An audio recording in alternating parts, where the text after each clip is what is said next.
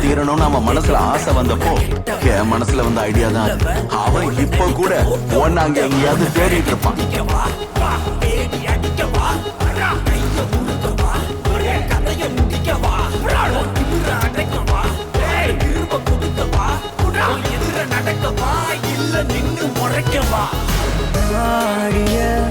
Auto நிற்கும் போகுதே ஓடிய ஓட்டோ நிற்கும் போகுதே நீ ஆடிய ஆட்டோ நிற்க போகுதே ஓடிய ஓட்டோ நிற்க போகுதே ஆடிய ஆட்டோ நிற்க போகுதே போய் தங்கினது வேணா அவனே பண்ணிருக்கலாம்.